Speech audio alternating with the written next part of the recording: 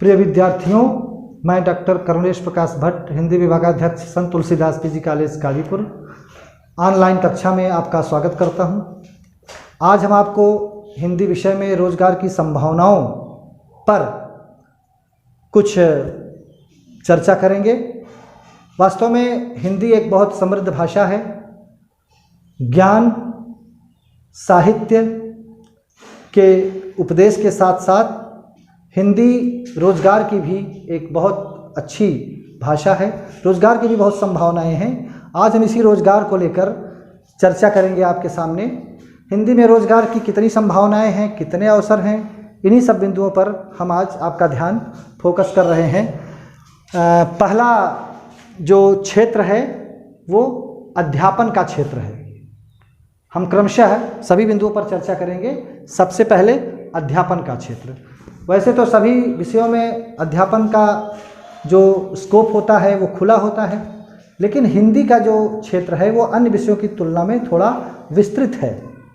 हिंदी अपने विषय के अलावा जितने भी कॉन्वेंट स्कूल गली कूचों में आजकल खुले हुए हैं, वहाँ भी हिंदी एक विषय के रूप में पढ़ाई जाती है। प्राइमरी से लेकर स्कूल कॉलेज तक हिंदी अध्यापक के रूप में तो पढ़ाई जाती ही है, लेकिन जो तमाम प्रकार के कॉन्वेंट स्कूलों की भरमार है वहाँ भी हिंदी का एक अलग से चलता है और उसमें तमाम लोग पढ़ाते हैं। इसके अलावा हिंदी का जो एक और बड़ा स्कोप है वो है विदेशों में अध्यापन।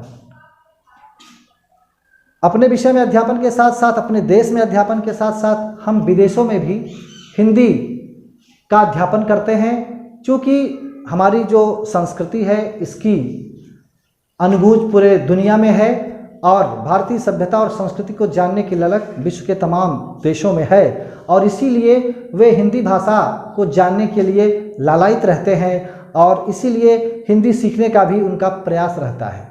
एक तो हिंदी राजभाषा होने के कारण, राष्ट्रभाषा होने के कारण ऐसे ही विश्वव्यापी है, तो इसलिए हिंदी का स्कोप अपने आप में बढ़ जाता है। क्योंकि लगभग दुनिया के 200 विश्वविद्यालयों में हिंदी पढ़ाई जाती है। यहाँ तक कि बड़े बड़े देशों में अमेरिका, रूस, जर्मनी, चीन, इंग्लैंड, उत्तरी कोरिया जैसे देशों में बाकायदा विश्वविद्यालयों में हिंदी विभाग स्थापित हैं और उसमें विधिवत अच्छी तरह से हिंदी की पढ़ाई की जाती है। तो देश से लेकर विदेश तक अध्यापन के ही क्षेत्र में अगर हम लें तो एक बहुत बड़ा क्षेत्र जो है वो हिंदी से जुड़ा हुआ है और उस पर रोजगार की संभावनाएं बनी हुई हैं। दूसरा मुख्य क्षेत्र है सिविल सर्विस। राज्य स्तर पर, केंद्र स्तर पर सिविल सर्विस की परीक्षाएं होती हैं और उसमें बहुत सारे बच्चे अपने करियर को आगे बढ़ाने के लिए, करियर को चमकदार बनाने के लिए हिंदी विषय का चुनाव कर सिविल सर्विस परीक्षा में भाग लेते हैं। अभी हाल के वर्षों में अचानक हिंदी का क्रेज़ बहुत बढ़ गया है। अगर हम एक आंकड़ा देखें तो 2009 में छत्तीसगढ़ की किरण कौशल ने सिविल सर्विस में तीसरा रैंक प्राप्त किया था और जयप्रकाश मौर्य ने भी अगले 2010 में उन्होंने भी 9वां रैंक हासिल किया था और आने वाले कुछ वर्षों में लगातार लोगों ने टॉप 10 में भी अपना स्थान प्राप्त किया। तो हिंदी विषय को लेकर लोगों ने सिविल सर्विस परीक्षा में भी अपना सिक्का जमाया है और इसकी उपयोगिता को देखते हुए तमाम तरह के कोचिंग सेंटर भी पूरे देश में खुल गए हैं। खासतौर से पटना में, दिल्ली में और इलाहाबाद में कोचिंग सेंटरों की बाढ़ आ गई है और उसमें तमाम सिविल सर्विस की तैयारी करने वाले प्रतिभागी जो हैं वो हिस्सा ले रहे हैं और उसमें लोग जो कोचिंग संस्थान में पढ़ा रहे हैं, तो इस रूप में भी उनको बहुत अधिक रोजगार मिला हुआ है। अगला एक क्षेत्र लेते हैं बैंकिंग सेवा।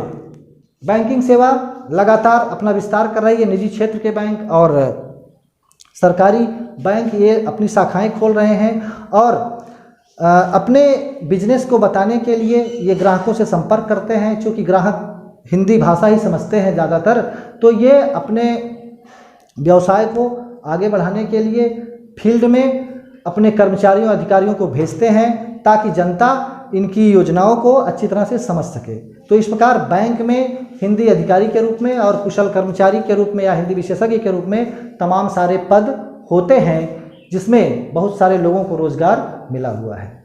और अगला जो क्षेत्र है वो है अनुवाद। अनुवाद एक बहुत बड़ा क्षेत्र है जो हिंदी को रोजगार से जोड़ता है।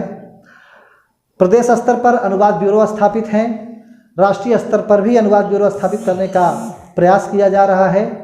और इस कार्यालयों में जो है वो हिंदी अधिकारी के पद सृजित किए गए हैं।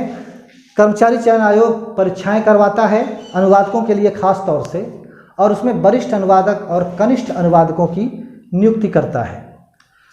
अनुवादक के साथ साथ द्विभाषिया की भी नियुक्ति होती है। ये द्विभाषिया फिल्मों की डबिंग करते हैं, जो संसद की कार्रवाई होती है उसका हिंदी रूपांतरण करते हैं, या विदेशी लोग जब आते हैं उनका शिष्टमंडल आता है वीआईपी लोगों का, उसका भी हिंदी में रूपांतरण करते हैं। तो इस प्रकार द्विभाषिया के रूप में और अनुवादक के रूप में भी रोजगार का एक अच्छा अवसर अनुवाद के क्षेत्र में दिखाई पड़ता है।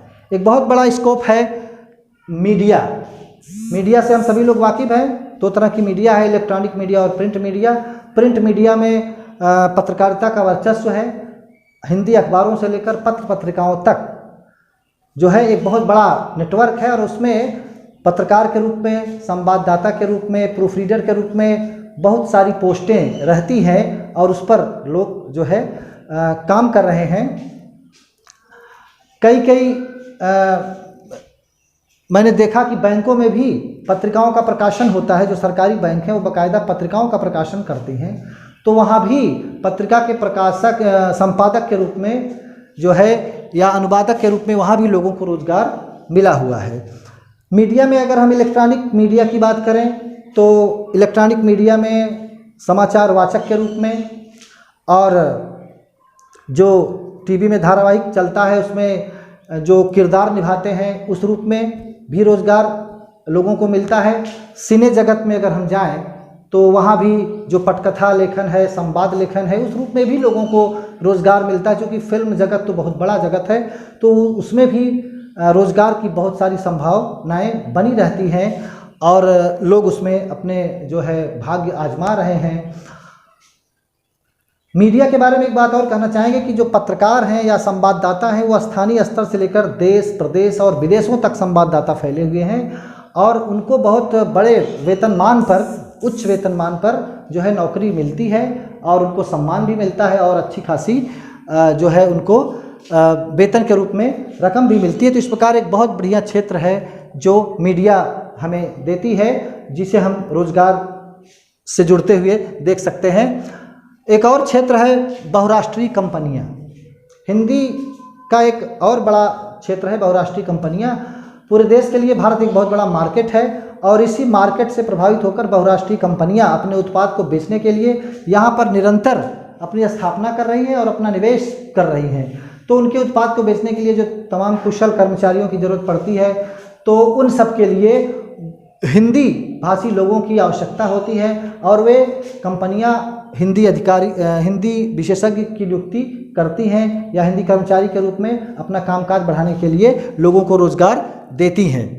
क्योंकि बहुराष्ट्रीय कंपनियों का कल्चर अंग्रेजी का होता है और यहाँ पर उपभोक्ता हिंदी में है, तो इसलिए हिंदी भाषी लोगों में अपनी लोकप्रियता बढ़ाने के लिए बहुराष्ट्रीय कंपनियां पूरा प्रयास करती हैं। एक और बड़ा क्षेत्र है प्रकाशन संस्थान।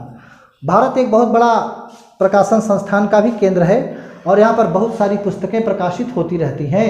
विदेशी प्रकाशन संस्थान भी यहाँ पर जो है अपनी पुस्तकें प्रकाशित करते हैं। तो विदेशी संस्थान और स्वदेशी संस्थान के रूप में जो पुस्तकों का एक बहुत बड़ा प्रकाशन का जो कारोबार है वो भारत में फल फूल रहा है, और हिंदी पट्टी से ये कारोबार बहुत अधिक जुड़ा है, और इस रूप में अनुवादक या विशेषज्ञ के रूप में इन संस्थानों में लोगों को बहुत बड़ा रोजगार मिला है। इसी से मिलता जुलता आगे बढ़ते हैं राजभाषा संस्थान। भारत में हिंदी को बढ़ावा देने के लिए सरकारी स्तर पर राजभाषा संस्थान की स्थापना की गई है, और इसमें जो है राजभाषा अधिकारी, सहायक हिंदी अधिकारी, टाइपिस्ट के रूप में अनेक प्रकार के पद सृजित किए जाते हैं। तो राजभाषा संस्थान में जो है हिंदी के ये जो तमाम पद हैं, इस रूप में भी एक रोजगार का बड़ा क्षेत्र मिलता है। आगे हम आते हैं मैनेजमेंट। हिंदी के रोजगार से जुड़ा हुआ मैनेजमेंट यानी प्रबंधन। आप जानते हैं कि MBA पहले अंग्रेजी में होता ही था, अब भी हो रहा है, लेकिन अब एक सूचना आपको और दें कि हिंदी में भी अब MBA का कोर्स शुरू हो गया है। महात्मा गांधी हिंदी अंतर्राष्ट्रीय विश्वविद्यालय वर्धा में हिंदी में MBA का कोर्स शुरू किया गया है। वहाँ पर BBA, MBA, PG, DBM, post graduate diploma in business management, DBM, diploma in business management के रूप में तमाम कोर्स संचालित हैं। और अब हिंदी में MBA करके, BBA करके या उसके और जो सहायक कोर्स हैं उसको करके हम अच्छे वेतनमान में नौकरी कर सकते हैं। तो अब हिंदी में भी मैनेजमेंट का जो क्षेत्र है वो अब हमको मिल जाता है। PR कंपनियाँ पब्लिक रिलेशन कंपनियाँ, इसमें पब्लिक रिलेशन अधिकारी होते हैं जो कंपनी के कारोबार को आगे बढ़ाने के लिए सक्रिय होते हैं और कंपनी के उत्पादों को या कंपनी की साख को बढ़ाने के लिए PR कंपनियां भी स्थापित, जिनके कारोबार को आगे बढ़ाने के लिए पब्लिक रिलेशन अधिकारी जो है नियुक्त किए जाते हैं। तो इस रूप में भी रोजगार का एक क्षेत्र है। पर्यटन, टूरिज्म, पर्यटन के रूप में भी हिंदी को बहुत जो है बढ़ावा मिलता है। गाइड के रूप में जगह जगह यात्रियों को सहयोग देने के लिए लोगों को रोजगार मिला हुआ है। तो पर्यटन का क्षेत्र भारत में बहुत फल फूल रहा है। वहाँ गाइड के रूप में भी हम देखते हैं कि बहुत सारे लोगों को रोजगार मिला हुआ है। उसी से आगे बढ़ते हैं तो कॉल सेंटर। आजकल कॉल सेंटर का ज़माना है, दौर है, और जितनी भी कंपनियां हैं उन सबके अपने कॉल सेंटर हैं और एक बहुत बड़ा क्षेत्र है कॉल सेंटर का। इसमें तमाम युवक और युवतियां जुड़े हुए हैं जो अपनी गतिविधियों को आगे बढ़ाते हैं और उन सब में विशेषतः हिंदी में जो कुशल लोग हैं उनको रोजगार मिला हुआ है। IT सेक्टर में भी हिंदी का बोलबाला है और इंटरनेट पर तो हिंदी में अनेक जो है वेबसाइटें हैं और हिंदी का अपना सर्च इंजन भी है। माइक्रोसॉफ्ट ने अभी हिंदी में अपना ऑपरेटिंग सिस्टम लॉन्च किया है। तो IT सेक्टर में भी पूरी तरह से हिंदी धीरे धीरे बहुत विकसित हो रही है और इसमें तमाम लोगों को रोजगार मिल रहा है क्योंकि बहुत बड़ा सेंटर है IT सेंटर। और अगला विषय है ऑनलाइन कारोबार। ऑनलाइन कारोबार जैसा कि हम लोग जानते हैं कि पूरे देश में बहुत तेज़ी के साथ फैला हुआ है। बिना ऑनलाइन के कुछ हो ही नहीं सकता। पूरी तरह से डिजिटल इंडिया हो गई है और जितने भी डाटा होते हैं जैसे विद्यालय में, कॉलेजों में एडमिशन से लेकर छात्रवृत्ति और फिर परीक्षा फॉर्म, ये सभी डाटा जो है ऑनलाइन हो रहे हैं। इसके अलावा तहसील स्तर पर, ब्लॉक स्तर पर और गांव सभाओं में भी तमाम जो सूचनाएं हैं या आंकड़े हैं वो सब ऑनलाइन जो है फीड किए जा रहे हैं और इन सब में हिंदी में कुशल लोग जो हैं वो जुड़े हुए हैं और हिंदी में जिनको काफ़ी जानकारी है या हिंदी में जो प्रवीण हैं ऐसे लोगों को ऑनलाइन कारोबार ऑनलाइन कारोबार करने में ज़्यादा सुविधा हो रही है और डाटा फीडिंग में भी वो बहुत ही कुशलता से काम कर रहे हैं। तो इस तरह से ऑनलाइन में भी एक बहुत बड़ा क्षेत्र होने के कारण लोगों को पर्याप्त मात्रा में रोजगार के अवसर मिल रहे हैं। और एक हम अंतिम चर्चा करना चाहेंगे कि प्रयोजन मूलक हिंदी। हाल के वर्षों में या पिछले कई वर्षों से अनेक विश्वविद्यालयों में हिंदी के पाठ्यक्रम में स्नातक स्तर या प्रास्नातक स्तर पर प्रयोजन मूलक हिंदी का जो है कोर्स चल रहा है और प्रयोजन मूलक हिंदी का स्वरूप ही रोजगार परक है। इसका तात्पर्य ही है कि हिंदी का वह रूप आजीविका प्रदान करने में सक्षम होता है, उसको हम प्रयोजन मूलक हिंदी कहते हैं। तो प्रयोजन मूलक हिंदी में अनुवाद से लेकर पत्रकारिता वगैरह, ये सारी चीज़ें उसमें शामिल हैं और ये पूरी तरह से रोजगारपरक विषय है, प्रयोजनमूलक हिंदी। तो अब अगर हम देखें तो अध्यापन, विदेशों में अध्यापन, सिविल सर्विस, बैंकिंग सेवा, अनुवाद, मीडिया, बहुराष्ट्रीय कंपनियां, प्रकाशन संस्थान, राजभाषा संस्थान, मैनेजमेंट, पीआर कंपनियां, पर्यटन, call centre, IT sector, online कारोबार, प्रयोजनमूलक हिंदी। लगभग मैंने 16 बिंदुओं पर रोजगार की चर्चा की है। तो इन 16 क्षेत्रों में रोजगार की अपार संभावनाएं हैं और हम बिल्कुल यह कहने की स्थिति में हैं कि हिंदी में जितना रोजगार का क्षेत्र है उतना संभवतः किसी विषय में नहीं है।